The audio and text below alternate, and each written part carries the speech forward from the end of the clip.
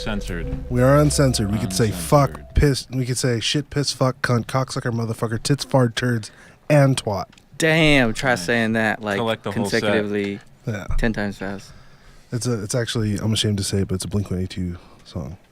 Oh, wow. It goes, shit, piss, fuck, cunt, cocksucker, motherfucker, tits, fart, turd, and twat. And then it says it a bunch of times, and it says, I fucked your mom, and then the song ends. And that's was that their best song ever? Yes. Oh, for sure. Definitely. All right. So we are here. My name is Andy, and my balls are empty. Wow. I've decided that I'm going to come up. I'm starting a SoundCloud rap career. I love it. Right? And, you know, everyone puts Xan, like Lil Xan, because everyone does Xanax. I'm going to be Xan Aykroyd. Nice. And because I had a vasectomy, it's because I ghost bust nuts in bitches. Damn. You thought this out. I did. Yo, that was clever. That's hard. Yeah. It is. Super hard. All right. So, guys, hi. How's it going? Hello. So, Hi. a thing, this is the fourth podcast we've done. And most of it has been talking about music. We've been talking to a lot of musicians and all that stuff. So I'm really glad to have you guys in here because a lot of people don't know. Most people don't know because no one's seen any of this stuff yet. But Oh, come on, man. I was going to play like it was live, dude. Oh, sorry. Like when you released it 2 months from now, I'd be like, yeah, we're live. It's coming to you live. Fine. The magic is gone. Okay. So we can... The magic is gone. Everything is fucked. That's life. But that's life, kids. Yes. That's life. All right. But yeah, a lot of people don't know. We make movies. We do. All right. So we have Ryan. Yes. We have Robin. Yes. Tight.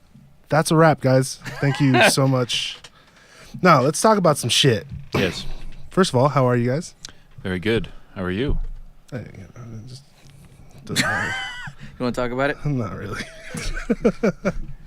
You say that for therapy? My life is one big, dark room. Well, let's explore it. Careful not to stub your toe. So yeah, what have you guys been up to, man? Working? You guys have some shit going on. Actually, yeah, things are picking up kind of right now, which is cool. But I mean, not trying to think too much about it. Just roll with it. We're actually doing a play. Yeah, I was trying to think of the dates. Like by the time this comes out though, it might be post factum, but it might not. Maybe not. Maybe not. No. Either way, we might actually have a link up at one point for duration where even if it's post mortem, like a link to see the play live. Oh, cool. Because we might film it.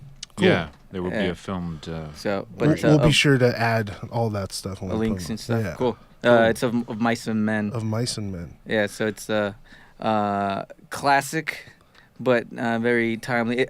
I like to.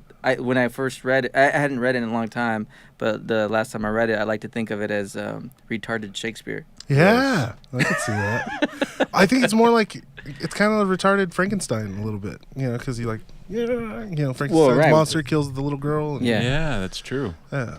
Who knew that Steinbeck was channeling movie monsters? Exactly. Yeah, no, it was cool because you texted me. You're like, dude, and you sent me like the flyer for the thing, and I was like, tight.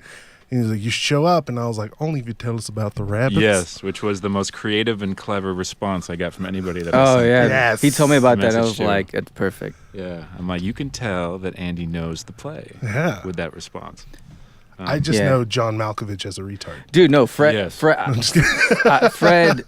what you know? Yeah, from Unwholly Moments. Fred Mancuso. Yes. The incomparable Fred Mancuso. Dude, I think you'll appreciate his spin on it. Like it's perfect. I think it's better than what Malkovich. And what was the original actor? I forgot. It was black and white. Yeah. I don't remember. Sadly. Actually, this podcast is presented in monochrome. Oh, cool. Yeah, because I'm lazy. I don't like doing color. And also it helps to really focus on we have a terrible background here, so it's like it helps you just focus in on the conversation. And you have two different cameras. Yeah. Well, you have a more creative. We've already been through that. Yeah, it's a mandala. Abdullah. Abdullah. Yeah. The It's fear center of the brain. It's a Paula Abdul Oblongata.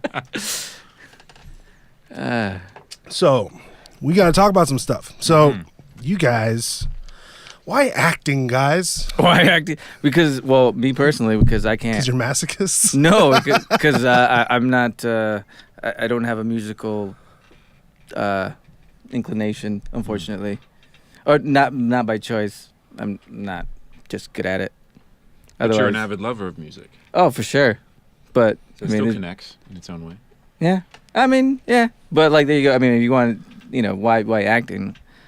Just, that's the thing that made most sense in terms of what I can provide. That I felt like, hey, I might have something to offer, possibly, to a creative world, so to speak.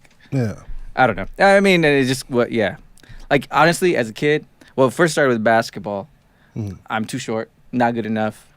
Like, I'm not Muggsy Bogues good enough to, like, Are you saying make it you happen. wish you were a little bit taller and wish you were Or taller? baller? No, most definitely. All right.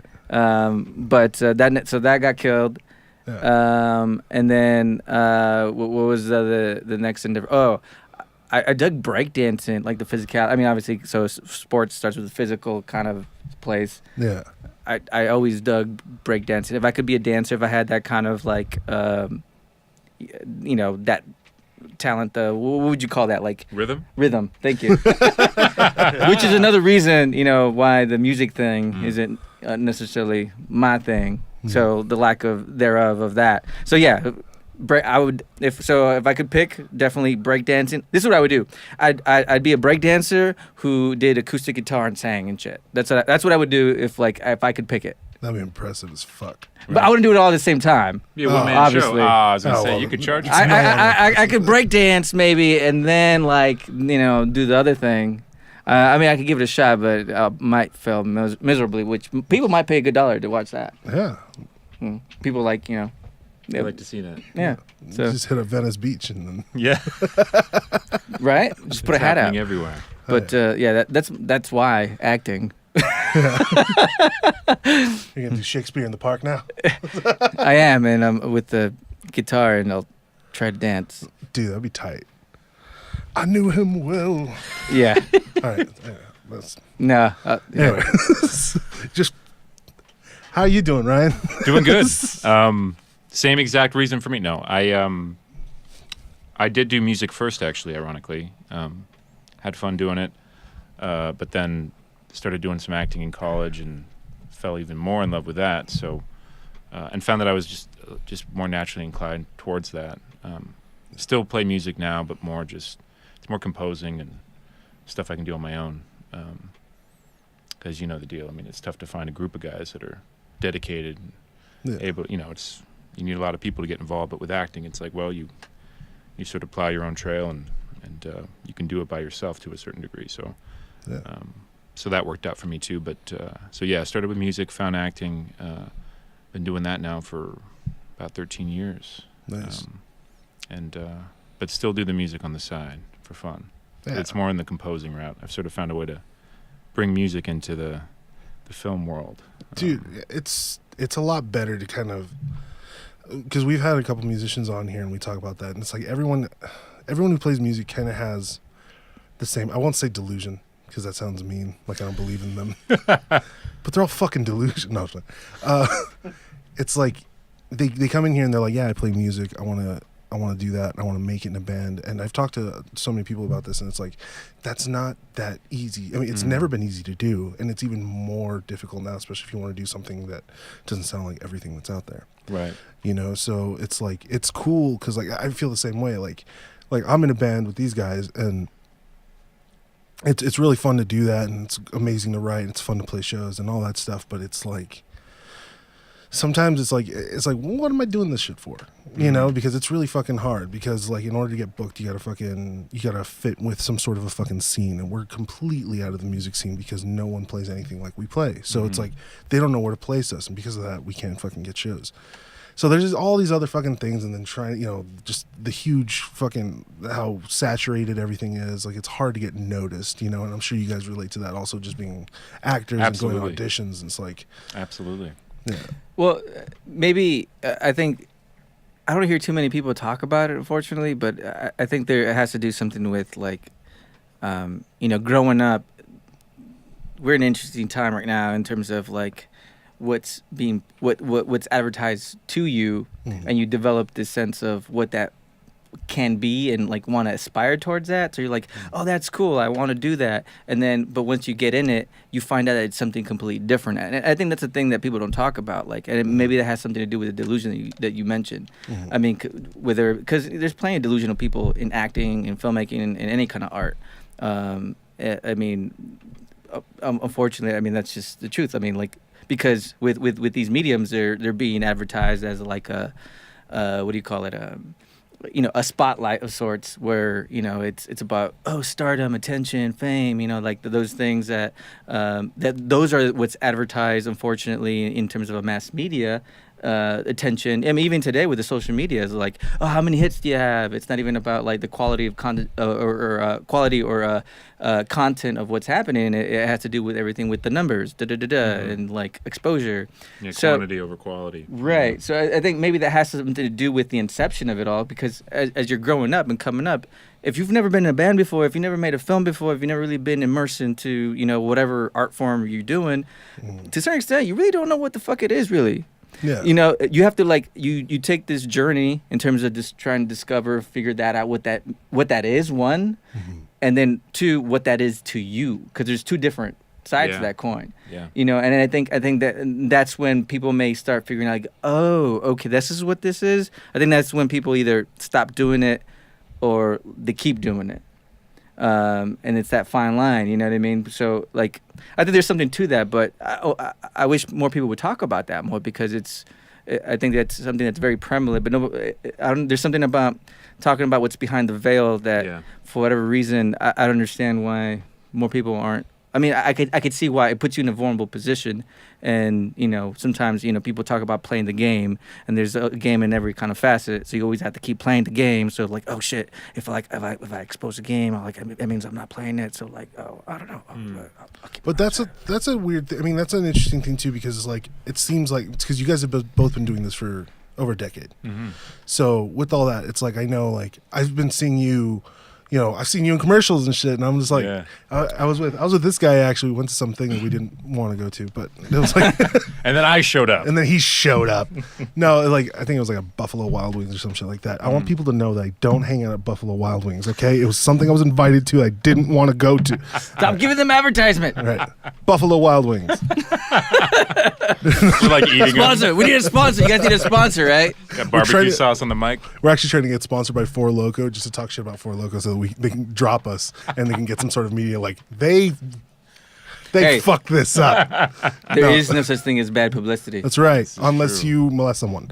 All right, so it's getting dark, folks. It's getting dark. Yeah, and we can go there. It's okay. That's right. Remember, it's me. We're exploring the dark room. I got my flashlight out. We're searching the dark corners. No, but what I was trying to say is, like, okay, since you guys have been doing this for so long, it's like, oh yeah, the Buffalo Wild Wings story. B-dubs. Anyways, yeah, it was funny. Like, we were sitting there, and like, it's super awkward. Like, I'm there, someone's in town, and I'm just like, cool, and like, they invite me. Like, this group of people invites me because they know they have nothing to talk about, and I'm just gonna go there and talk shit on everyone, and people are gonna laugh and eventually start a conversation. So I'm just like the buffer, right? So I'll go over there and I'm talking shit, and it's just not happening. I'm just like, fuck, this is a tough room, And I'm just like chilling there, and I'm just like drinking my beer, all fucking, I don't know. And then I'm like, I look up at the TV and I see you behind the wheel of a car. I'm like, oh, that's Ryan. Yeah. And everyone's like, who? And I'm like, it doesn't matter. Yeah, exactly. He's Who's like, that guy? I know him. He was in my movies. Like, you make movies? I'm like, I just need to stop. the life of the upcoming artist, right? Exactly. That's quite the journey, right? Yeah, but like, to what you were kind of saying, it's like you guys have been doing that. And I see you're playing the game more. Now you're doing the commercial stuff. Absolutely. You're doing. I saw you in Twin Peaks, the Return. Yes, I was tight. I was like, I know him. Yay! But it was tight, stuff like that. And then Robin, you've been in a bunch of stuff, and then you're just like, fuck that. Like, it's not like fuck that. You're just like, I can't do this forever. You know, and like you went out, and I know you write as well, and you're writing a script currently, right? Yes. Yeah, and you and I have written stuff. We've done we stuff. got two stuff out in the we're working on getting that out right now. Yeah. So, and we can talk about that in a bit. But I think it's really fucking interesting how it's like, yeah, you have to fucking play that game, but at some point you're just like, I can keep playing this game and I can keep on playing these roles. I can keep doing all these fucking things, but at what point am I going to feel true gratification? Yes. Right. You know?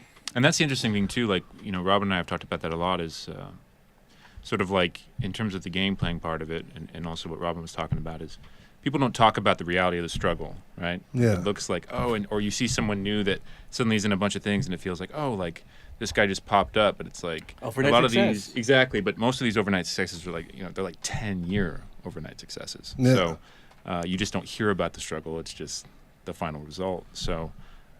It's interesting, sort of, like for me, I didn't start working really till I got more crazy with my look. You know, I was like, and it also helped me because I was like, these are the kind of roles I want to play. So, grow the beard in. I grew the hair out, which I just recently cut. Yeah, I saw that. I was like, who's this? I know, who's right? this strapping young lad? Who's this guy? But it was like strategic too. It was like, these are the kind of parts I want to get. They're more fun. They're more interesting, and it'll put me in a less common category.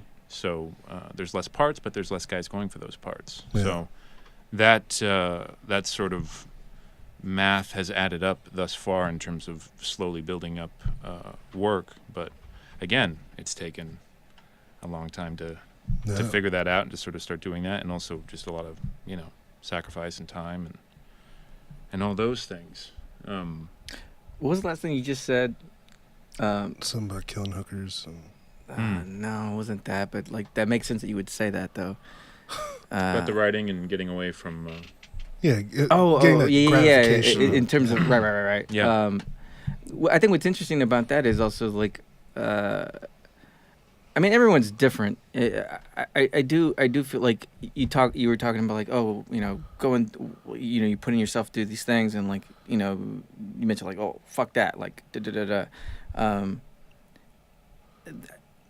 again, going back to figuring out what it means to you. And I don't know how many people actually do that, because it's more about like people just buy into, this is the way things are. You know what? And I think this is actually like a microcosm in terms of what is laid out across the board right now in just life, politics, whatever you want, anything, any part of life. Like, I think that's a part of what's going on is like, there's this way of things, how they've been done, and people just have accepted, this is the way things are. And I think we're kind of reaching the threshold right now. It's an interesting time where like you have a lot of people that are like, actually, no, they don't have to be like this. But there is I think a lot of the conflict has to do with like, no, but this is the way we've done things, and this is the way things have been, and this is the way that they happen. You pay your dues. You pay your fucking dues. Right, and people buy into that, whether it be like a Hollywood or a musical thing, that you take these steps. You have to play by this system's rules, this industry's rules, whether it be Hollywood. It was funny. Like I was talking to him. I told you this story, and I'm sure because I think it's pointing to what we're talking about. Like he's like, well, I don't have to listen to it. Yeah, right? Bathroom break.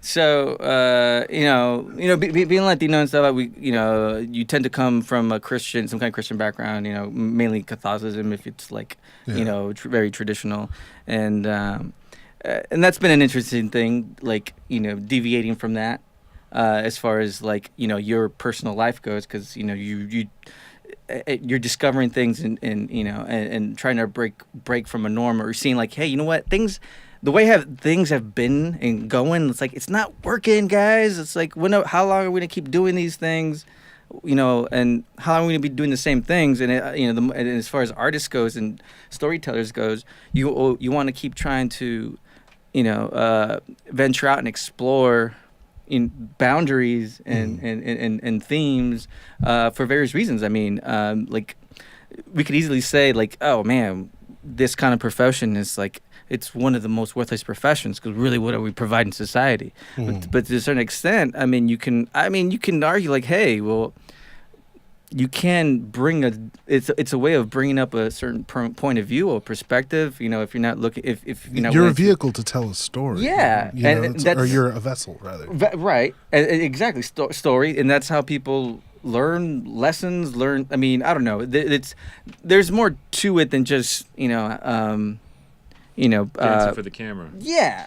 But like, but not to digress. So what I was going back to, my sister brought up this thing. She's more more on the Christian side of things and and like she sent me this article of this writer saying how Hollywood they just care about the business and the numbers and the money. Like, why don't they make Christian films? Why don't? Because they're actually more recently there's actually they're very monetarily successful. Yeah, especially if Greg Kinnear's in it. Why not? Look at he's a poster child for like, I don't know. For Jesus? Jesus, for sure. And I mean, he looks like a fun guy too. I mean, I don't know what his background is, but like, He does not look like a fungus. not that kind of fun guy. But she sent me this thing, and I'm like, what are you saying? What conversation are you trying to start? Like, we don't really talk a whole lot. Like, what does this mean? Like, okay, I read the article. Yeah. Like, what are you saying? And I was like, I just want to share that with you because blah blah blah blah. I'm like, okay, cool, because I didn't know how to respond to like, what? Are you trying to make me tell a Christian story? Exactly. Yeah. So with that, then I responded like, because it said Hollywood. Well, one, what the fuck is even Hollywood? People don't even understand what Hollywood is. It's not even a real place. It's not exactly. They talk about Hollywood when it was shot in Atlanta and it was shot in New Orleans and it was shot in Toronto. It's like, no, that's all Hollywood. Yeah. It all gets bunched together. Yeah. Hollywood is a science fiction fairy tale that at this point. Yeah. Like whatever that concept is. Like, it's not real. Hollywood. Yeah. I mean, like like I was like trying to break down the brass taxes of it. Is if you want to know what Hollywood is, technically, it's 6 major studios that are actually connected to corporations, and at that point, it's a business model like blah blah blah, and they had their hand in different things. That doesn't sound like a place. That sounds like like something else. But what I was trying to get at was like, well, one, why is it their responsibility to tell these stories? I'm not trying to make this into a religious thing, but again, just bringing up conversation, and I think that's that's how we progress, is bringing up conversations and talking about them, and it's not even about who's right and who's wrong. It's not to say someone's right and someone's wrong. It's just like, let's bring that up for discussion. And where I was getting at is like, well, why is it even this Hollywood's responsibility to tell these Christian stories? Mm-hmm. Why is it just because they're monetarily sound? I mean, if they want to, they could. You're right. I mean, there's probably Passion of the Christ did great. Right. There's probably reasons why they haven't done that. Yeah. Which, I mean, at that point we're talking about corporate ties. Mm-hmm. That I mean, like well, obviously you want to keep things as neutral as possible in terms of like alienating audiences. and that has to do with numbers, exactly. Yeah. If they're telling Christian, you know why? I'm gonna say it. Say it. Here I'm gonna goes. say it. Here it comes, folks. It's because the Jews run the media and they don't want to. Hey. There goes our Buffalo Wild Wings sponsor. Exactly. It's all good. I'm I totally have no kidding. idea what the tie is to that, but But just to wrap that part up, because it's always good to use protection. But whatchamacallit, it's a candy bar.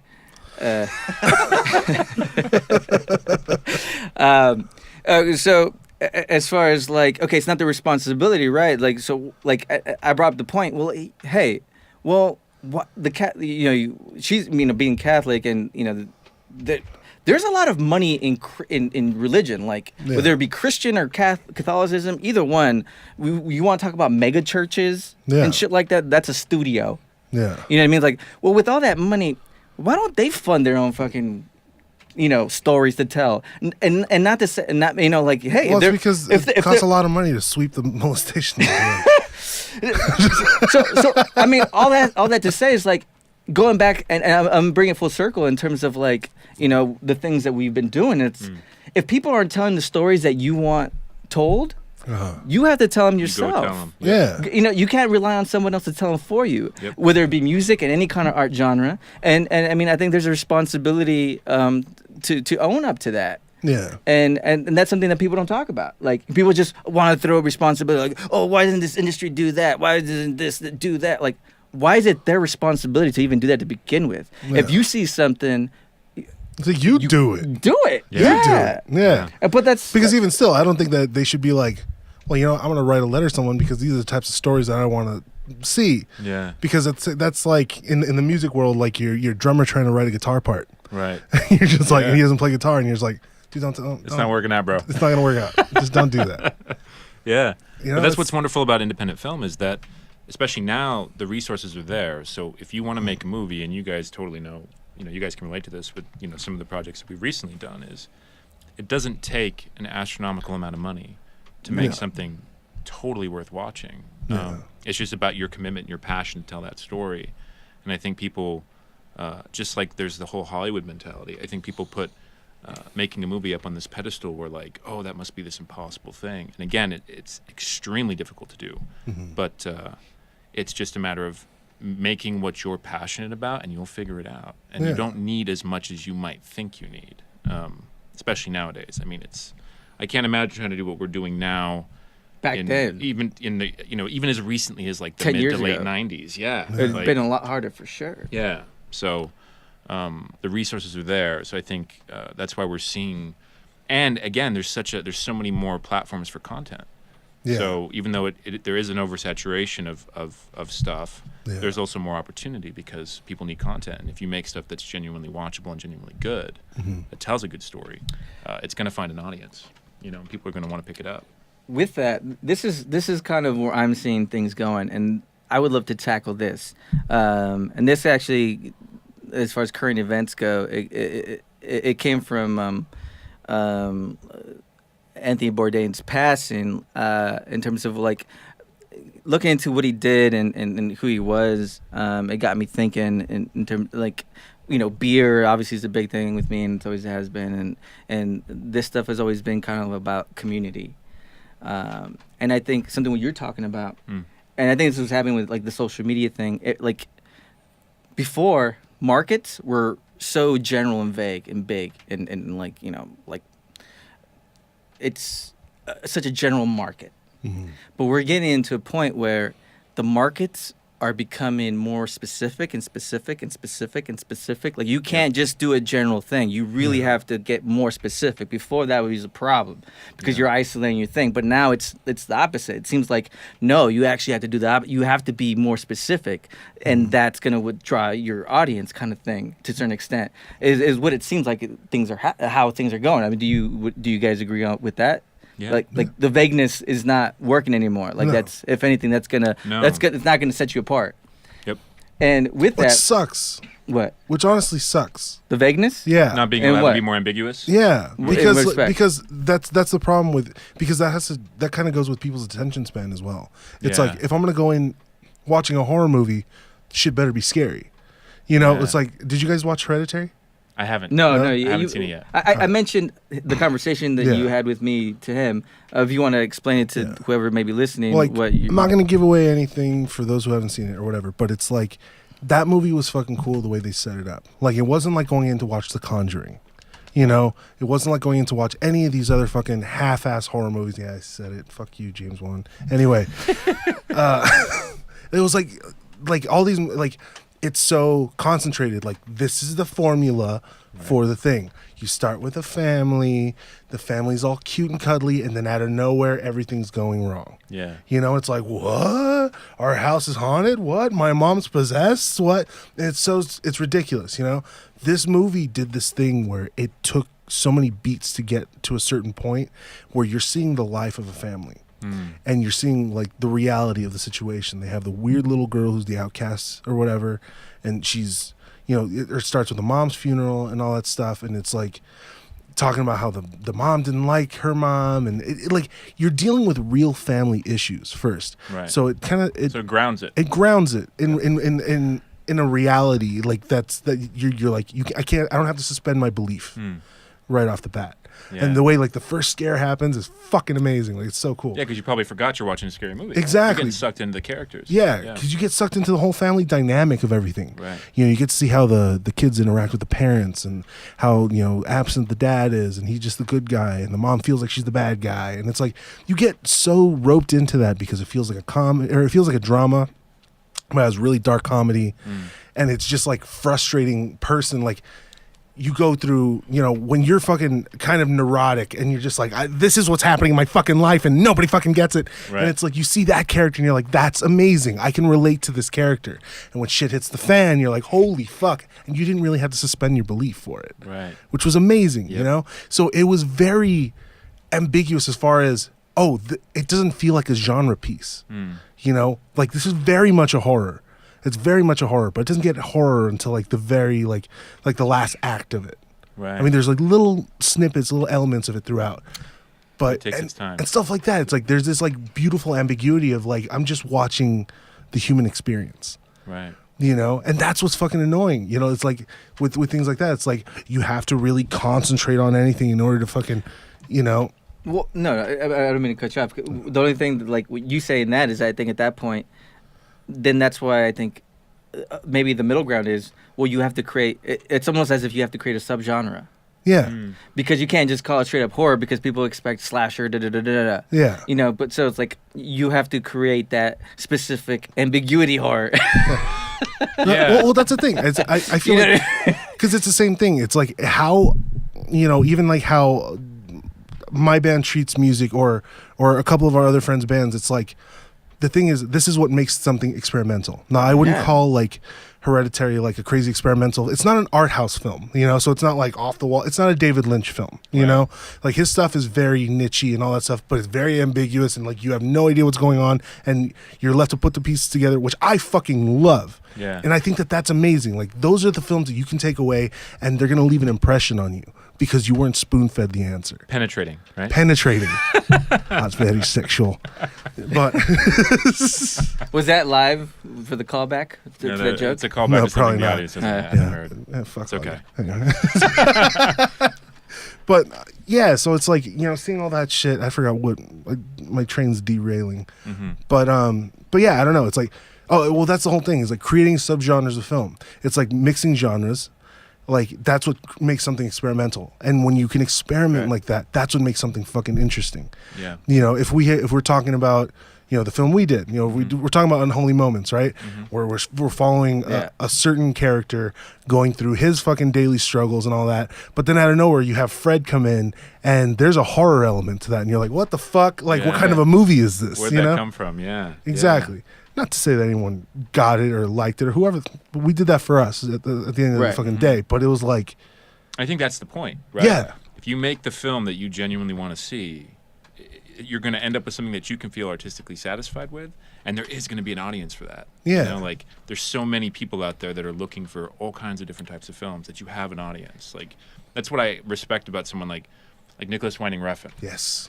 Whether you like You the mean guy God? or don't like him, right? Whether you like him or not, he knows his audience. He makes the movies he wants to make unapologetically. Yeah. And he does it on a budget that's smart and a place where investors can get their money back and he can keep making movies. And he's continually successful with that. Whether the movies are rated highly or not rated highly, whatever, he's able to keep making the films he wants to make. And I think at the core of that is just because he makes what he wants to make. So that's, I think, a huge part of any art form. You feel the same way with music. It's like you don't want to just start writing something that's going to be popular. You want to write what you want to listen to, that you find interesting, that's going to mean something to you, and someone else is going to feel that when they listen to it. And I think it's the same thing with films. So that's the tricky part, I think, is finding that. No, I totally fucking agree.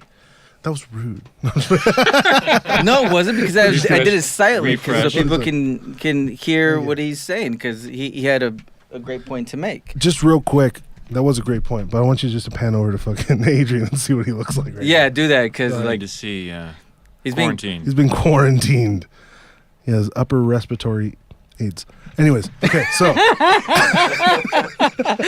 Oh, okay. Well, you know, and to chime into, you know, that topic about having to do a subgenre, just be honest and making the film, tell the story you want to tell. Yeah. I think the hard part here, one, this, and then we get into territories that I wish more people talked about, and certain people do talk about, but it takes like a certain indie element, unfortunately, to talk about. It seems like once you cross that echelon of non-indiness, that all of a sudden people are so quick to like be mum, and I understand why. There's a business aspect, and it's like, well, this might be might be in our contract not to talk about this because there's bigger money and blah blah blah blah, depending on how big things are. But the tricky part is sometimes you can make a film for you and you can be a certain way about it, but like once it comes time to sell, then it's like, well, how are you going to market this film? Who are you selling it to? Are you selling it to the bigger company that has the authority to get it out there, globally, more properly in terms of more audiences versus, money, like, oh, we can give you more money, get you more money because of blah, blah, blah, bigger company.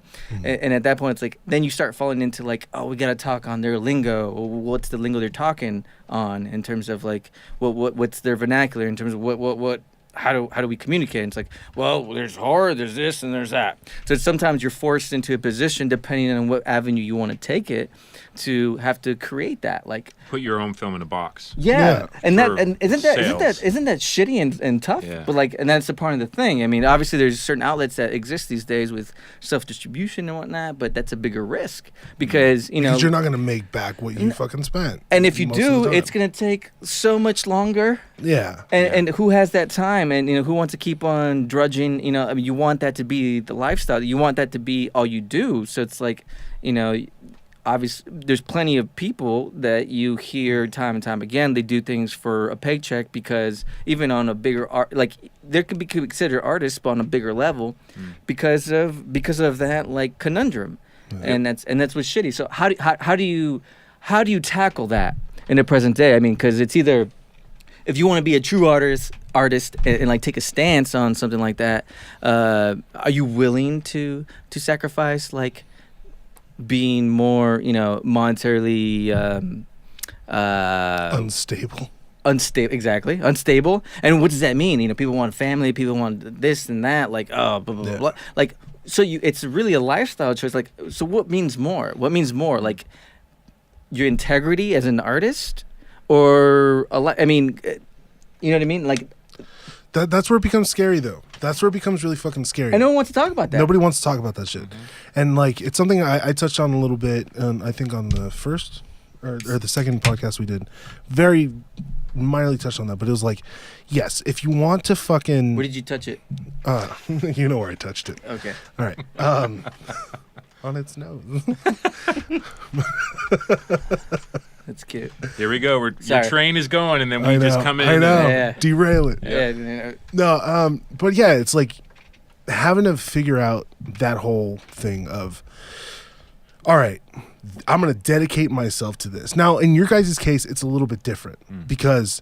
Different industries, different nuances for sure. Because if your goal... Well, here's the thing. Because you guys... I don't see... Like, I know you guys are actors, and you guys are very good actors. Thank you. But... Well, hold on. It's different and it's not, because it's also the same industry in the sense of, you also consider yourself a storyteller, and artistic expression. Yeah. Like we don't just consider ourselves artists or actors. No, exactly. That's what I was getting at. Yeah, like you guys are filmmakers. Right, we're storytellers, right. and all that, which is awesome.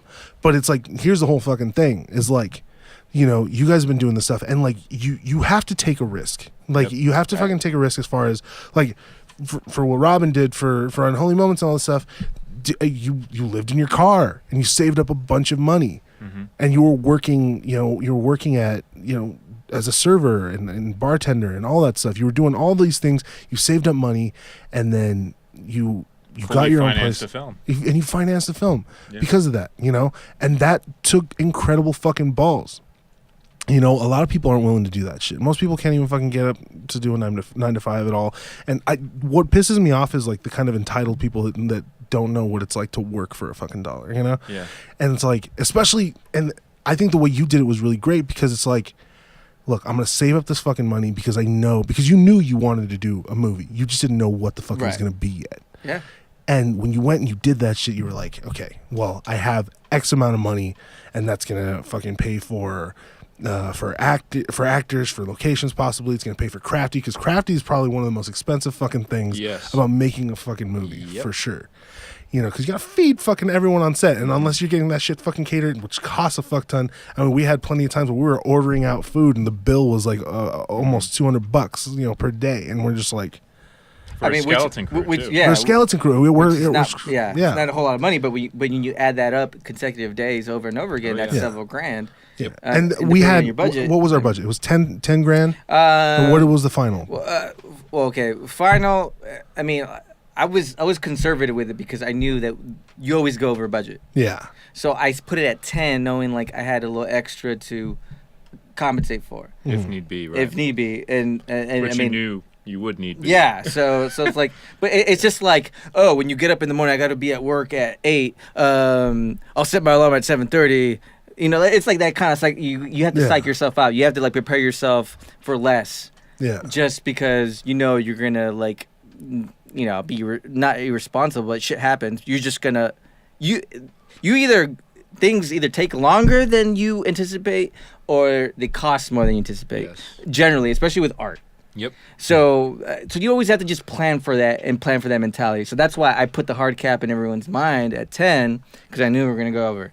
So it was more like 13. 13. Yeah. Shit. Yeah. But and I mean, we got lucky with all that. I mean, even like I want people to know, even still, it was 13 with all that stuff, and it was borrowed equipment, not rented equipment. Mm-hmm. Borrowed equipment, borrowed lights, borrowed camera, all that fucking shit. And it was just like, and that was just the cost of making the movie. Yeah. You know, which was photography. Huh? Just principal photography. Just principal photography. And you know what's shitty? I'm not trying. And he edited it. You edit it by yourself. Like, you didn't even pay an editor. You didn't pay anyone for that. Well, because then that's what it was going to cost. I mean, you remember that conversation I told you about that one sound dude? Yeah. Do you remember that? Wait, which one? When we were trying to find sound, because we didn't have production sound locked in. Yeah. And I put I put an ad out and stuff, and I knew what I was asking. Here's the thing, like, and this is a tough thing that you deal with. Like, it's, you know, not, you have to navigate that threshold of like artists that are out there, and you know, obviously you want to give people what they're worth, and you want to give, if anything, you want to give them more than what they're worth. Yeah. Especially when you're appreciative of what you're doing and what they're doing. Yep. But sometimes if you can't, you can't.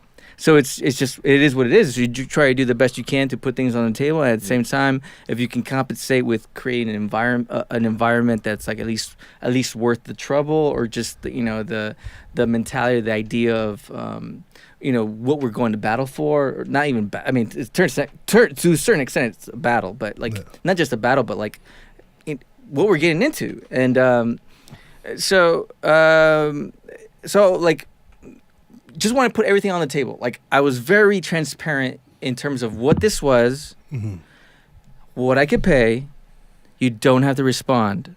Like, I'm being very, very, very honest, and like, this is just where we're at. Blah blah blah. It's not to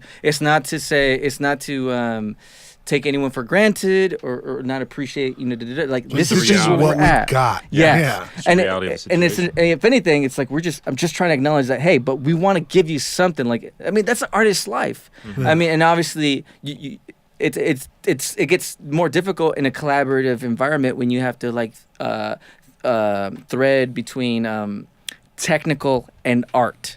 Yeah. Because when you have to marry those two, then that's tough. I mean, we've dealt with it. Like, like Alex Wilson, great dude, and we think of him as an artist, regardless if he doesn't. It's like, I'm not an artist. Yeah, that's not a knife. It's right, pretty much. No, he's like, I'm a technician, cinematographer, works with camera. He's all around good dude, but like, he doesn't, he sees himself a certain way. And that's and it's interesting, like when you also deal with that, like and you have to navigate through that. But like, how do you? because it's easy to. I think this goes back to how society sees things, and like not just when I say society, it's like we grew up in that. So we have to navigate in terms of how we communicate, how we navigate through using our words, what definitions mean to us in terms of what, the concept of associating words and things with each other to try to like communicate, So with all that, like, he sees things a certain way, but we see things a certain way, like, the artist and technical, like, no, but okay, I'm not going to argue about it. It's not about that. Yeah. But he still sees the value in it. And it's hard. That's one of those things that's hard to communicate. Like, communicate where people are coming from, like who you are innately as a person. So, not to just to wrap that part up with the sound dude, getting back a response in terms of like, even though I was as transparent as possible and saying I was trying to be as just straight up. Still got a phone call that was chastising me, saying like, "Oh, well, you can't get anybody that's good for that, and like, good luck with that." Like, and trying to get money, like, oh, okay, now I remember. And asking me, so how much you paying? Oh, well, like, I didn't ask you to call me. Like, you didn't have to respond to this ad. Like to me, that's like some John Lovitz and Wedding Singer shit. Like, like, good luck finding a DJ who can move and shake like this. Right. No, seriously, and that's what's shitty. But like we're talking about. This is something that like it's kind of convoluted in terms of when you talk about an industry, any industry that has to do with art. There's so many people that are in it at different parts in their lives and experiences, and for different fucking reasons. Yeah. Yep. And that shit's fucking bullshit. It's like all you had to do was say, no thanks, not in my budget or whatever, or I need more or whatever. And clearly, that person, they responded to our ad because they're hurting, but they wanted to make themselves a little bit more self-important, And that's such a bullshit fucking thing. And it's like, okay, well, dude, I get that you're fucking hurting for money, right. But if we weren't hurting for money, we wouldn't have put the ad out the way it was. Yeah. And so we didn't call you. Yeah, we didn't call you and say, dude, you need to do this, and this is all we can give you, and that's your only fucking choice. Don't fucking come at me saying, well, who the fuck do you think you are? It's like, who the fuck do you think you are? Yeah. You responded to a fucking indie film ad on Craigslist, you cocksucker. Seriously. Yeah. But I mean, again, talking about the little things that that exist that are probably more apparent than the big things that people, but no one brings that up because people don't want to acknowledge this as a part of the industry, and this is one thing that I think is not just. It's like people think of, and we go through this, going back to what makes an artist, and sometimes it's hard to feel validated as an artist, whether you're an actor, musician, whatever the fuck you want to call it. I mean, the art is such a general spectrum.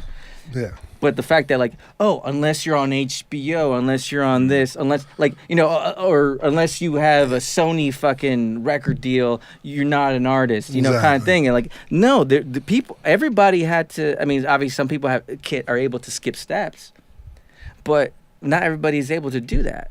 Mm-hmm. Every journey's different. Yeah. And if anything, I would say there's more people that go through the rubble than like, they get the lottery ticket and they're able to skip steps. Yeah. So going back to that, it's like, how do you value that yourself as an artist and a storyteller? Sometimes like, going back to this guy, blah, blah, blah, blah, unless, no, this is the day rate. Like, yes, we talk about industry standards in terms, but like, and that's a slippery slope because there's something that if you're used to something at one point, that's what you expect. Yeah. But you lose sight of what you're doing in terms of, like, I mean, and that's, again, going back to the lifestyle, understanding what you get into. Is it because you have to feed a family? Is it because you have to do this? Blah, blah, blah, blah. Where you're at. If you can't do it, you can't. I mean, there's so many, like, things involved in this whole thing. I mean, like, I'm not even doing justice trying to, like, nip at the surface of all of the layers and nuances that exist. But if anything, like for me, it's just like I think it's cool to at least talk more about that on an open forum. Yeah.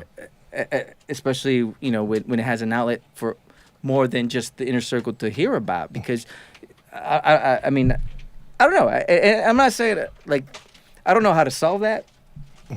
But it starts with a conversation. Yeah.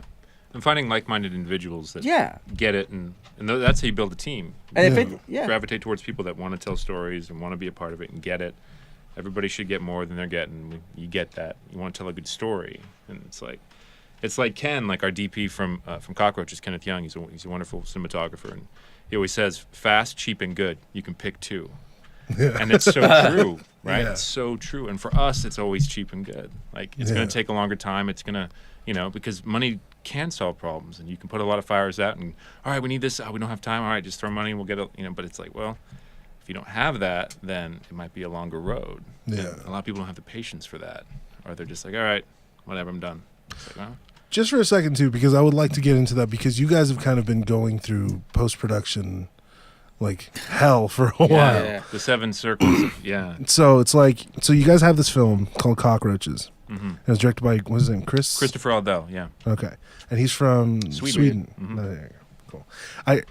I wanted to try to say it at the same time, so it made me seem So like you I know it. remembered. Yeah. See what I did there? Yeah. So yeah, and you guys started working on that, or you were in principal photography. Just started when we had started our first feature, correct? So 2013, summer of 2013 is when we started principal photography. Does not include The inception of the concept of and fundraising and exactly. How long were you a part of this feature? Since the beginning of 2010. Oh shit. Yeah. And Probably we're longer. Maybe even a little before that. Might have even been the end of 2009. Met Christopher. He had a wonderful story and a wonderful script. We started working together. We did a promo in 2010, which is when Robin got involved. He auditioned to be one of the lead characters, and he was cast. And we did a promo to sort of showcase the world, to have a companion piece for the script. We then spent about another year and a half working on, Chris was working on the script, and I was working with him on that. And then we basically did a Kickstarter campaign, fundraised, made our hard capital for the movie, the initial money anyway. We had to raise a lot more. And then we didn't start shooting until 2013. So even just that early stage was like several years. And now we've been in post since the beginning of 2014. So, but again, it's the same thing of not enough money to just make things happen quickly, but we don't want to sacrifice quality. So we just got to spend the time, And your guys was kind of it was a heavy, like, kind of script as far as it required a lot. Super ambitious. Yeah. Super ambitious. Ambitious is the right word. Yeah, absolutely. Because the world is so big. Yeah. So, and I think ultimately that's what created the ambition behind it, right? Absolutely. Yeah, there's like 70 characters, 40 locations, a lot of which are quite exotic. I mean, we've got DC-3 aircrafts and private jets and sailboats. And Jesus Christ. we have all kinds of stuff. So most of the people that we went to early on to get funding for it said, you cannot make this film for less than $1 million. Like, it's not possible. Yeah. And that fired us up a little bit. It was like, okay, like, Challenge I think we accepted. can. Yeah. And again, we wanted to do it right. So it's like, well. And then you're like, fucking 10 years later. Yes. And that was the thing. It was like, well, it was the most ambitious thing we could have done for a first feature in that regard, but it was the most amazing education, because it was like, okay, like, and now that we're coming to the tail end of it, the film's getting finished this year, it's like, all right, now we've learned so much, so that going into the next thing, it's like, okay, there's just such a better understanding of what's involved and all these parts of it. I mean, you could be the most wonderful writer and filmmaker and all these other things, but there's this whole other side of it too, in terms of post-production. And now what we're just now starting to look into is like, what's going to be the distribution path and the business side of that, and how does that work? And you really do just learn by doing, That's an animal itself. And and oddly enough, that's the one thing that, like, really no one really goes into depth ever. And it's funny, like, you've heard, you can find talks from independent filmmakers on different levels. It's rare that get into the brass tacks. That talk about it. But even them, even they don't even, like, go really into depth about it. That's the one thing that no one ever goes into depth. It's like the Loch Ness monster to a certain extent. It's like, You've heard about it. Yeah, you've heard about it, but like. There's rumors. Yeah, there's rumors of how it works. Footage and obscure But you pictures. have to go through it to really understand it. Yeah. And then until you do would that, never no go one's through gonna talk the about it. Monster. It's like, you know what? It's almost kind of like Fight Club.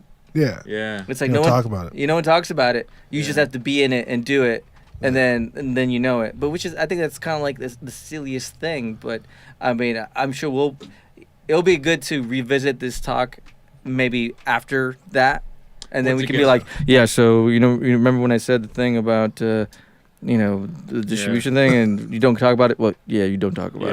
Yeah. Yeah, exactly. I mean, I could easily come back and say that. New NDAs we have to sign just to. Yeah. Yeah. But it's true. That's the coolest thing about this kind of a platform with with what you're doing with the podcast. It's like you have the ability to then sort of open these shut doors and have people that have experienced all these different aspects, whether it be whatever part of the arts it might be, whether it be with music and independently releasing music or dealing with labels or whatever that is, or if it's in film, going through big distribution channels, self-distribution, going with VOD, whatever that is, you have a platform where people can talk about it, and anybody that's aspiring to do it could potentially, learn something that could be super helpful. Yeah.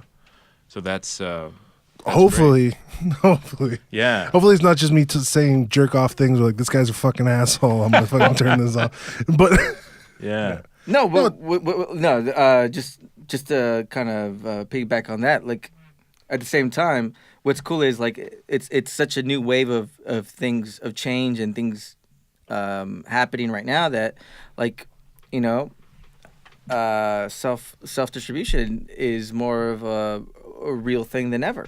Yeah. And a possible viable thing. It's just a matter about it's more about a patience thing at the same time. But it's available at least. Before it wasn't even an option. So you either were screwed or, yeah, you did the deal or you just said fuck it and I'll just might as well just put this on the shelf. Yeah, and that goes back to too, like I just would love to make just give something to people and they can take it or leave it. But the idea of really having an emotional investment in what the story is that you're trying to tell. That's how we got Cockroaches to where it is now, which is getting finished. And the funding and all of that stuff was the time was spent. Christopher really put the time into that script, and worked it, and we worked it together, and there was years involved in that. So that when we went to people and it was like we don't have a whole lot of cash, they were so into the story and like our passion and what we were trying to do, and they knew we weren't gonna just take their money and be like, oh, let's just make something. It was like, no, like we really want to make an awesome film that we love. Yeah. People, that was infectious. People want to get involved in that. Yeah. So that's the biggest advice I could give to anybody that's sitting there right now that might be saying, hey, like, what do I start with? Give a shit about your story. Spend time on that screenplay. Spend time writing that record. Don't just, what's poppy, what's this, what's gonna sell, what's gonna be. Yeah. If you put that heart and soul into it, it's gonna come through in the final product, and people are gonna want to get involved. It's like the biggest thing I could say. Fuck yeah, dude. It's Yeah. like, if you truly fucking believe in something, other people can believe in it too. That's how I got all these fucking idiots.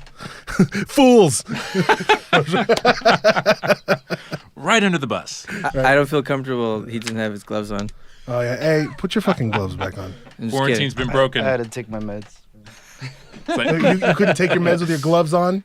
No, You son of a touching bitch. shit. I'm gonna You're gonna kill us all. It's like that monkey in 28 Days Later. Exactly. I'm just kidding. You don't have to put new gloves on. I think it's funny that it's No, it's 20 like days slap later you. before it was Outbreak. challenge you to Never forgot about Dustin Hoffman and Outbreak. That's right. But at the same time, just to tie it in together. Wait, real quick, what time are we at? We're approaching an hour. Fuck it. Cool, we're gonna keep going because I'm gonna fuck. Let's do this shit. Yeah. I'm enjoying this conversation because I want to get into something really fucking important. Yeah, next. yeah. Like, now it's kind of silly for me to say it, but it's like you've heard it, your grandparents have heard it, like it to a certain extent. If you build it, they will come. Like that whole thing, like it's a joke, it's like a folklore, but at the same time, but you can't. You have to build it first. Yeah. You can't. There's no steps you skip. There's no like. You gotta get it hard first. Yeah. And then for sure. it'll come eventually. But you build it. Sorry. It's true. People want to be involved in quality stuff. And if you're writing a great script or you're putting together awesome music, people are going to want to be a part of that. Oh. That's the hard part though, is Yeah. finding that shit. Yes. Well, yeah. Because you can have, dude, here's the shitty thing. And I'm gonna sound like an asshole the way I'm gonna put it, but I don't know how to speak any other way. I mean, you're just So, an asshole, so thank you you. won't. I mean, so. So, but every fucking jerk off with the slightest hint of a dream really believes in himself, or not believes in himself, believes in what he's trying to do. Yeah. If enough to where, if it's enough to where he's gonna recruit other people, he believes in it, Yes. and that doesn't make it the best thing. You know, there's a whole lot of fucking shit. It's like, it's really, the most important thing is what you're trying to tell, not what you're trying to accomplish. You know, and not like it's not what you're trying to accomplish. Okay, what you're trying to accomplish, not a status you're trying to reach, because everyone kind of what were you gonna say? Go for it. The only reason why I'm trying, because I know what you're saying, and I want to help you in terms of that regard, Help. because to a certain extent, that's how we met. Yeah, And because I was that jerk off. well, you're just a self-deprecating Yeah. jerk off. You're Is jerking all. off and he helped you finish. Yeah, exactly. I was like, dude, it's there, but like, I can keep doing this for a little You bit. needed a hand. I needed a hand. You needed Robin's hand. He has very soft hands. Like I think that can get tricky, because here's the thing: everybody can get in their own head. I think anyone can say, like, you've had your own insecure moments in terms of you have an idea. Like, I'm glad is it you bring this good? up because this is what I want to get Like, into. is it good? Is it not good? You know, like, what the fuck do I know? Blah blah blah blah. And again, at the end of the day, it's like anything. Only you know the truth. You Only really know you can prevent forest fires. to a certain extent. No, you're right though. Like you have to get what you need to get out of it. You can't worry about what other people are going to get out of it. Any of those other things. It's like you need to know what you're driving at. And you have to be genuine. Like, you know if you're being genuine or not. Yeah. And that's one thing that no one. But that's the thing. That's the thing. How do you know? Well, you have to have that conversation with yourself. Yeah. I mean, but like, I think to go back to tie it into cockroaches. I think when you are genuine about it, people recognize that. It's just kind of like, you know, people know a fraud. You know, like when they see one. It's a fucking fugazi. Yeah, exactly. Some people are dumb enough to buy into it, but those people probably have no business doing anything else, and they need to go through a lesson of some sort. I don't know, but I digress. That's not the point. The point is, like, when you just have to focus on being genuine, and only you know if you're being genuine. Yeah. You can tell people you're being genuine Yeah. and know that you're being pretentious as fuck and deep down inside, but you don't want to let anybody know because you're insecure as fuck at the same time. Yeah. But that's a different story. I mean, but that's Yeah. that's something that you can't escape. But going back to personally, you can only go and what you're saying, you can only focus on you. If you know you're being honest and you mean it and you believe in it, I think that's the inception of it all. Yes. And that's what becomes contagious. And then from there, I think that's when people can recognize that they can see that in what you're doing, and that's how you, I think, can build on it. But it starts with being honest and genuine in terms of all those dynamics. You can't look, everyone's gonna go through interpersonal struggle in terms of, you know, self-doubt, question yourself, blah, blah, blah. But that's something no one can really hold your hand on. You really have to, it comes down to a decision of, like, being honest and being real with yourself. If you can't be real with yourself, well, you're not going to be able to do much, because that's the first thing you got to figure out. Yeah, Yeah. absolutely. Yeah. That's the thing I wanted to. I mean, that's something I want to get into as well, because it's like everyone has this fucking dream of doing something. And Going back to the delusion that you're going talking back to the about. delusion, and exactly, it's like, what are you trying to accomplish at the same time, right? So we talked about that. We talked about, you know, you want to you can be delusional and say, I'm gonna be the next Leo DiCaprio. I'm gonna be the next whoever the fuck. I call him Leo because I watch TMZ. I don't watch TMZ. What the fuck do you think? Anyways, no, but I'm just saying, like, you know, like, everyone, they want this, like, they want a status, you know. But there are those of us, and we've talked about this before on this podcast too, where, like, the thing about what we're doing, it's not that we do it because we don't always enjoy it. You know, It can be very tough. it can be very tough. It can fuck with your head Yep. and make you feel fucking worthless. It can make you feel like everything out there sucks. Right. It can make you borderline suicidal, if not full on suicidal. It can fuck with you so fucking much. Yeah. 'Cause But the reason why you do it is because you fucking have to. Yeah. Because you know that there's nothing else for you but this. Yeah. As much as it drives you fucking nuts, you're fucking in love with it. Head over heels, man. Yeah. Straight the fuck up. Yeah. You know, but it's like it's finding that ground because everyone got into I wanted to direct movies when I was a kid. You know, that was the whole thing. You know, coming up, like growing up in high school, I was one of those, you know, jerk off kids that was like super into, because the 90s, and I'll say it straight up, I'm wearing a fucking denim jacket, bitch. That's right. Well, they're technically back in style. Don't say that. The hipsters are wearing them like crazy. I'll fucking suck you your might dick. you might as well shave your beard. Too. No, but so anyways, like I was super into, like, because I feel like the 90s was everything that came out of the 90s that is still good today. Like they had that was the last time that anyone like really tried to revolutionize anything. You know, and not always for the fucking better, but you know, you had your Tarantinos, you had your Robert Rodriguez's, you had your fucking, you know, you had Kevin Smith, you had all these fucking people, you know, people who came up like Fincher and all that shit. They all came up in this one period, and that's what inspired our generation, you know, and all this stuff. So you see all these fucking things. It's like I saw that and I was like, I want to make those movies, you know. And you think that as a kid, I'm gonna be an actor, I'm gonna be a director, because I want to be an actor. I'll just go do that. I'll just go do that. Yeah. Yeah. Piece of cake. So simple. Yeah. And then you get in there and you realize that it's all fucking like, it's a lot fucking harder, first of all. And not only is it hard to land anything, it's hard to find anything worth doing, especially the older that you get. For sure. Which You is know. why self-producing is so important. It is fucking important. Yeah. But that's the thing. It's like with all that stuff, you live a whole lot of life. Like 10, what you said, 13 years? 13 years as an actor, yeah. 13 years an actor. How long? The Inception. You came out, 14. huh? 13? 14? 14 years as an actor. And in between, you've lived an entire life worth of fucking bullshit.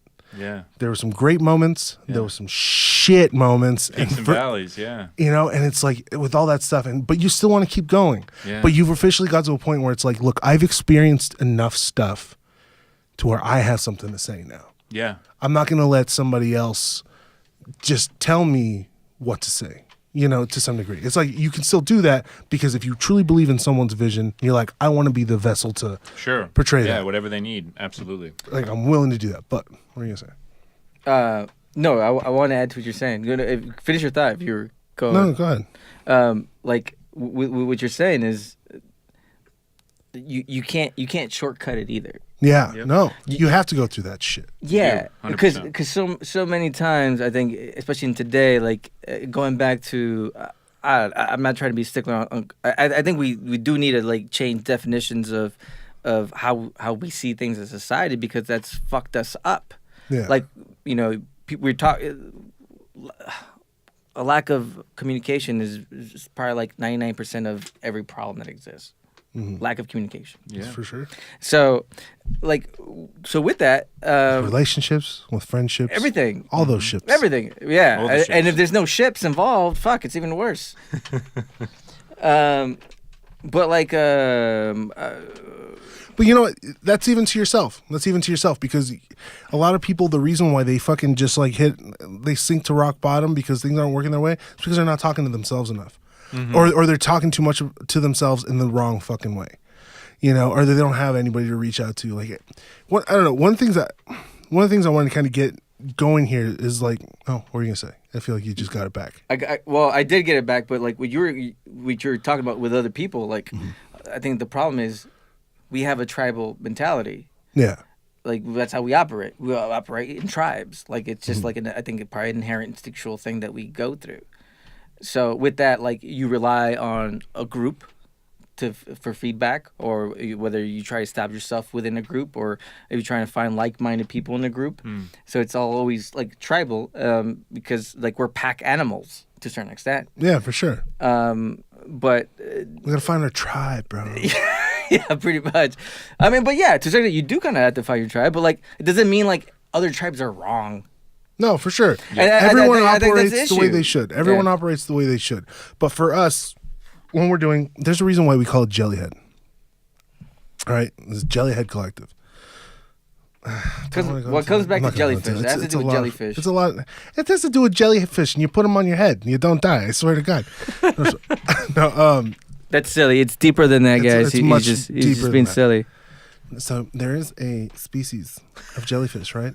Like the Aurelia sp1 genus. And no, okay, I'm not gonna go there. We're not gonna get into it. We're not gonna get into it. It's just a long fucking thing. But the whole thing is like jellyheads are supposed to be weirdos, fucking outcasts, the whole fucking thing. Yeah. It's like, to us, the entire purpose of doing this, like, I've been fortunate as fuck in my life to find people like the people behind the scenes here and people like you. You know, it's where it's like we're willing, like we're on the same wavelength. We come from different walks of fucking life, but we all got the same fucking goal. And I've been so fucking lucky to find these people. And to me, it was like, I'm gonna show everyone who we are and how lucky I was. And if you're one of those people, come kick it. Yeah, You know? absolutely. No, Absolutely. community is very important. Yeah. Because that's, I mean, like, you know, because that's how you tell different perspectives. That's how you grow. But like, I wanted to take a couple steps back and jump back into something that you mentioned earlier. Yeah. Like within that process, it's like, and this is such a cliche thing, but I've kind of been really finally Don't make getting it. excuses. Just do it. I'm not, but like it's more of a disclaimer than an excuse.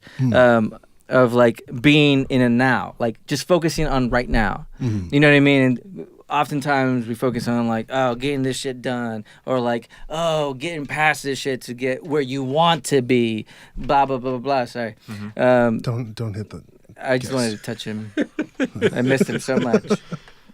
You know what I mean? Yep. As opposed to focusing on like, well, Yeah, we get The caught journey. Up we get caught up in the result. The result, 100%. yeah. It's Versus got to the- be. You have to enjoy the process of making the thing because the result is out of your hands. In any art form, once you give it over to people, it's their experience now, and you can't control that anymore. They're going to think that this piece of music that you think might be your worst piece of music is your best, Yeah. or this film that you thought was they love. You know, and it's out of your hands. So you have to get what you need to get out of it and enjoy the process of it, and then you give it up to everybody else. And that's what's so fucking cool about beautiful art. about it. Yeah. Yeah. Oh, yeah. Open tell to you, interpretation. You know. Yep. Full blown. And that's the thing too, is like but that even comes from like that there's these things that we call the happy when mentalities, right? So it's like, I'll be happy when this is done. Right. I'll be Yes. happy when that's Yeah, done. no. I'll be when that, you know, and it comes from this Braids song. I don't know, you guys have heard of that band Braids? No, I have from you though. They have a song called Happy When. And the chorus says, and I'll be happy when this happens or that becomes or this is finished and I'm done. Yeah. You know, and it's fucking beautiful the way it happens. Shout out to Braids. So up. Raph, get at me. Get at me. No, so, but like since then it was such a like, I heard that lyric and it was like, obviously it's such a simple thing to think of, but it's like, but nobody ever put it that way for me, you know?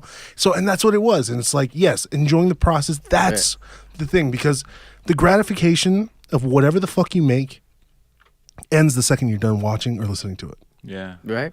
Yeah. That's it. And you already have a new passion of something, the next thing you want to do. Exactly. You know, there's a new trajectory that you want to follow. And as the artist, you spend more time making it than you do Enjoying it. enjoying it, or Watching it. when, Yeah, or yeah, watching like the results that. The and end seeing the when results. part is more fleeting than the journey that you're actually spending the time Yeah. in that whole thing. So it's like, it's almost psychotic to just focus on the result or the when, if anything, when you think about it. And the journey is the really hard part too. And going back to what we've been talking about as well, like that's why I tell anytime I talk to an actor that's just starting out, they're like, oh, you know, I say you really have to love it. You have to be absolutely in love with this because it's going to be so hard, but you can do it. It's Yeah. just you have to love it. It's like the same strength that you have in a relationship with somebody. It's the same thing you have to have with your passion or your career, the thing that you're going after, because this is what you want to do with your life. So why wake up hating the thing you got to go do? Like, Yeah, full blown. you know, so the things that you might want to do are probably going to be very hard to achieve if it's something you're going to love. So make sure that you do, because that journey is going to be rocky and have all its things, but that's what But you keeps love you it. going. Yeah. And that's why it's important also to to love the people you do it with. Yes. Wholeheartedly. Like, that's why it's important to build I mean, we talked about it a little bit, we touched on it a little bit, but building that right fucking team. Yeah. Because we all fucking, I mean, how you guys met, how we met, how I met through you, how everyone here met, Yeah. like, it's an accident. Or was it? Right. But it's like, you know, happy accident. a happy accident. But it's like, yeah, I mean, and like doing stuff like this, it's being in a relationship. It's like being in a relationship that you're in for the long fucking haul and you want it to work out really fucking bad. You know? So like technically you guys are all my sister wives. So you get a blowjob. You get a blowjob. You get a look under your seat, PJ. You're getting a blowjob. But I'm just being crass right now. I actually wish that there was that. There's was a under the blowjob impression under your that was seat. happening, or But that's neither here That's nor off there. camera. Yeah. But we'll film it.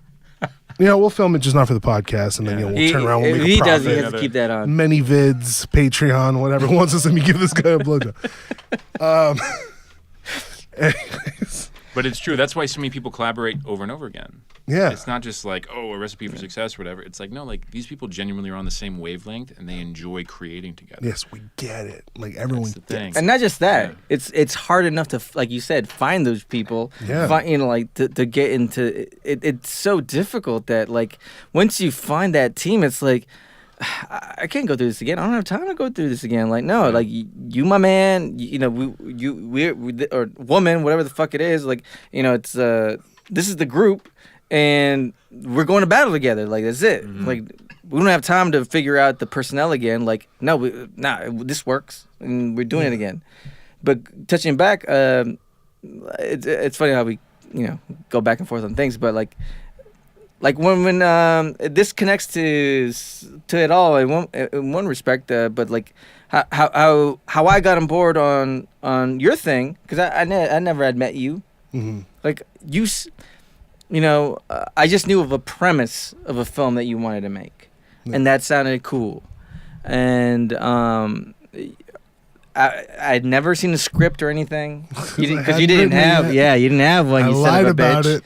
Yeah, lied about it like the. Yeah. And you worked that for a long time too. You like roped him in, man. yeah. I was definitely the girlfriend who was like, "Nah, babe, I love you, and I was like, "Oh, do you? Okay." And then you were in. And I was like, "Man, you don't love me, but you're good at what you're doing. Okay, I'll just do it." I'll hang out. Yeah, I'll hang out. So that's what I turned into. But like what made me say yes was like, okay, I don't know a script, I just know a premise. I haven't seen anything this guy's done. You sent me the first album you guys put out, Porcelain Impaled, the Insomnia mixtape volume 2 thing. Volume 1. There's not a 2. Yeah. Hey. So you sent me that, and I listened to it, and right away I was like, well, this has nothing to do with the film. Well, I told you we were scoring it. Yeah, but it has nothing to do with like with the film. Yeah, true. I mean, we're talking about post elements at that point, But like the feel of it, like that was enough. Like there was enough there that resonated, that I could get behind, that I want to be a part of. That was new and fresh. It was like I just had to say yes. I had to take a leap of faith on it. Like I had to just like say, I'll do it, and I don't like doing that because it's especially when that kind of commitment on the feature and stuff with people you don't know It can be on scary. like on a no budget thing, especially coming from Craigslist, blah blah blah, like So you were like the Pied Piper, like seducing him with your music. it was, yeah, But it worked. it did. So all this to say, you're a goddamn charlatan, and I don't know why I'm here. I was more like a siren. Like it was my voice that lured him in. I Calling drowned the him fuck in. out of him. Yes. I drowned him in his career. And I sucked all the semen out of my penis, and I just gotta go home. The shipwreck of your life is but no, I mean, but even like with all that, it's like, yeah, it was a ballsy move. But I was at this point, and it's like, I was at a point where I feel like there's a lot of people, or a lot of people are at. I'm a little bit buzzed. That's tight. Anyways, I was gonna adjust my glasses, but I'm not wearing them. I was at this weird point where I had Herpes? herpes. It was so bad. I looked Sorry. like the Toxic Avenger. No, Sorry. I was at this point He where doesn't I have was working, things were not going well at home, and I wanted to make a movie. You know, with that album that I'd sent him, like I had just completed it that year, and that was the first album I ever completed. You know, I did that. I wrote the whole thing pretty much by myself. I had one guy help me out, and he was awesome. Yo, Joey, you alive? I love you. Anyway, Joseph Mason, I love you, dude. Hit me up, girl. I haven't spoken to him in so long. I feel really Shout bad. out. But anyways, like I had done that stuff, and I was just like, I was all about like, hitting goals. Like I'd never put out an album, fucking put out the album. I did it. And the next one was I never did a movie. And at the time, you know, my girlfriend and my brother, they're like, dude, if you don't do it now, you're never gonna do it. You know that. And I was like, shit. So like I had an idea for a fucking movie based on a dream that I had. And I fucking put up shit on Craigslist, and Robin, like I got a bunch of submissions, and it was Robin and Wendy.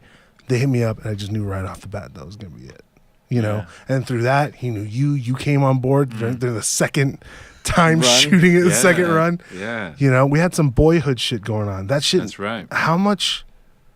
That took us from 2013. What the crazy thing is, like, oddly enough, Cockroaches and Idled, what is now Idled, have had the same timeline. Yeah. They started around the same time in terms of principal photography, and Hey, but we beat you. they're both getting. Yeah, you did. But in my defense, I was telling him. This is an ambitious movie. Yeah, no. I was telling him, it was like, yo, man, like we. Well, you guys had like every jets and all right that to shit. beat you. Like the fact that we didn't beat you 2 years ago is fucked bad on our part. We should have been done with that in 6 months. Yeah. Like how we did it. It took 5 years almost. But it's an education, though. That's the thing. Yeah. Like that's the whole process, and then going into the next thing. I mean, you look at how much more streamlined Unholy Moments was. Oh my because god! of the experiences of the previous film, you know, and that was one of the most impressive timelines I've seen for a film in terms of that was sick concept to premiere. We're talking October 2016 to February 2018. From the idea to a premiere for like a no budget thing like that. That's in this fucking like hard to do in a festival at a theater, like where it was legit and shit. And yeah, I mean, wait, it was when did clean. it premiere? February 18th. Oh shit! yeah, This year. At the Hey, beginning it of was it. this year, yeah. yeah. I was drunk. But that's like what You probably were. 16-month turnaround from just talking about the idea to And Inception. sitting in a theater No script, watching. just No the script. concept. We had an 11-page outline. Yeah. Yeah. That's what was cool. And but that's stuff like that. It's like, okay, so you take like what Cockroaches was, which was a really ambitious film, and Unholy Moments in its own right was incredibly ambitious. For sure. Like, hey, we have an 11-page outline. We're gonna expect everyone to improvise all their fucking dialogue, and we're gonna do this entire thing. But I feel like the way we fucking did it was tight. It was but at the same time, it definitely was an amalgamation of experience of the shit that we already have gone through. Because by this time, we've already gone through a slew of different, obviously a whole principal photography and reshoots of Cockroaches, of Idled, and those two haven't even been done. And so working on other things yeah, in between all of that. Yeah. Exactly. And now it's like, okay, understanding how, it was kind of like the next film. Oddly enough, we made the next film without completing the first two. Yeah. Legit. You know what I mean? And even finished it. Yeah. So I think And that's the only one that that's had been something to screened do with so far. it. Yeah, right. The other Which ones is are kinda coming crazy. soon. The other ones are coming soon. But that was the whole thing. That was the process. That was a learning process. Like, this is where we fucked up before, and this is how we're gonna correct this, and we're for sure gonna get this shit done. Yes. And then once we know that this thing's done, then we know we can finish the other shit.